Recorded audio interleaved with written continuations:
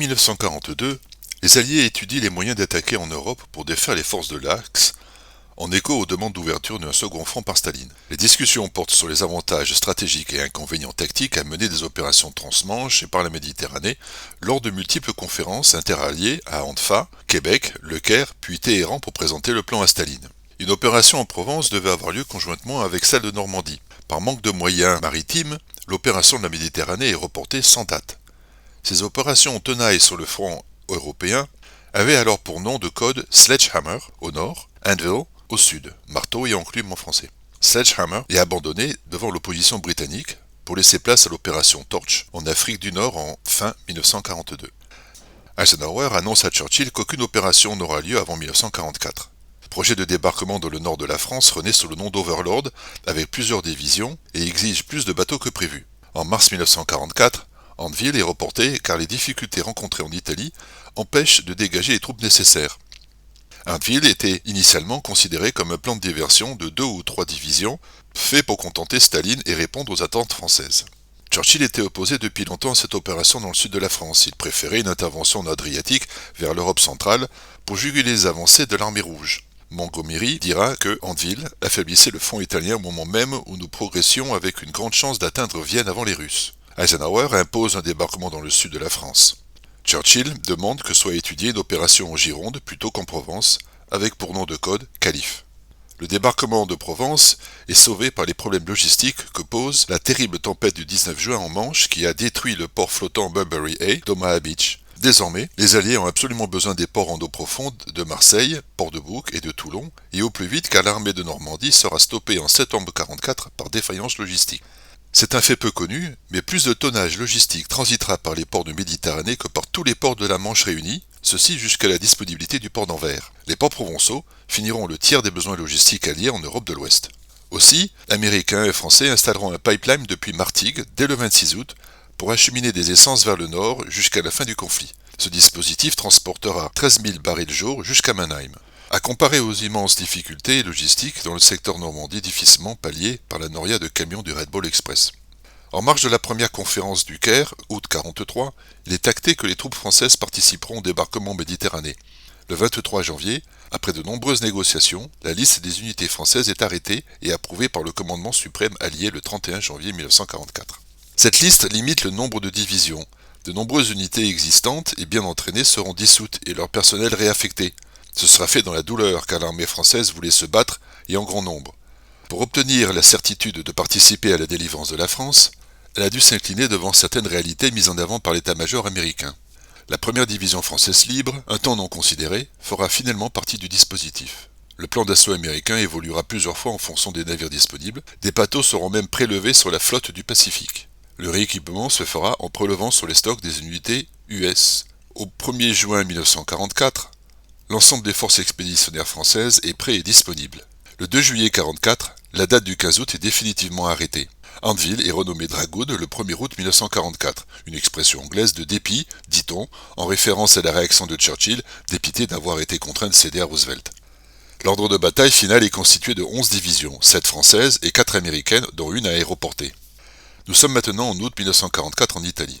2 divisions d'infanterie françaises sont relevées après les combats de Sienne, regroupées autour de Naples, puis transférées à Tarente. Elles s'installent dans des camps mis en place par les Britanniques à l'écart de la population.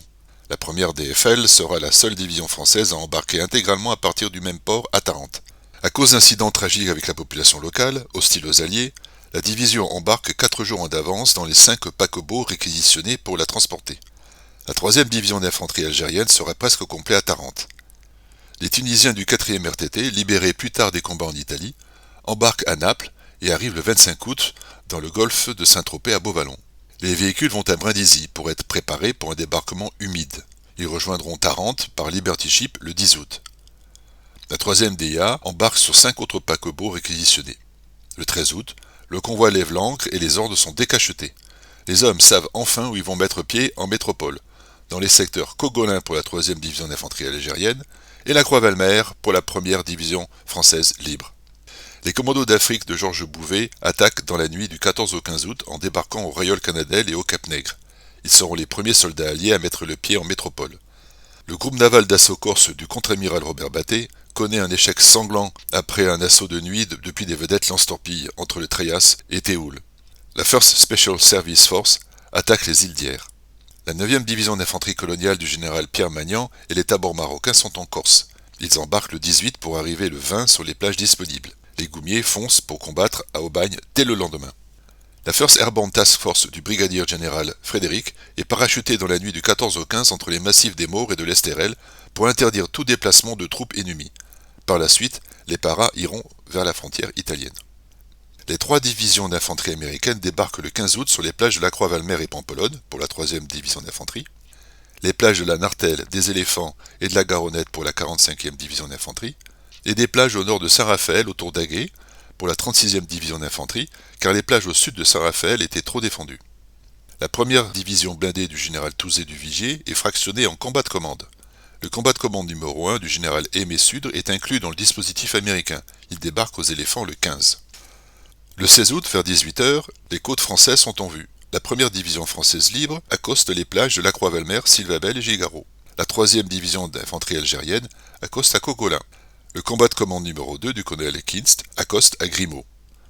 Le général Joseph de Goualard de Montsabert et son staff débarquent du Circassia sur la plage de la Fuchs.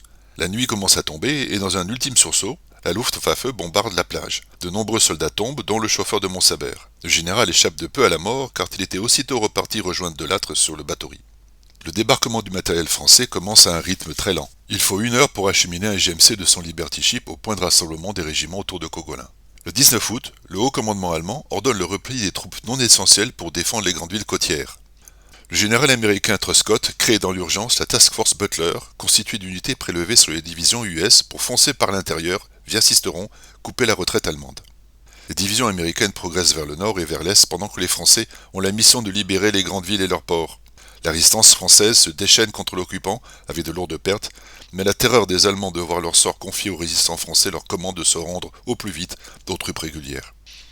Le 19 août, le général Delattre et ses généraux décident d'attaquer avec l'accord des Américains Marseille et Toulon immédiatement et simultanément, alors que seulement 1/10 du matériel est à terre.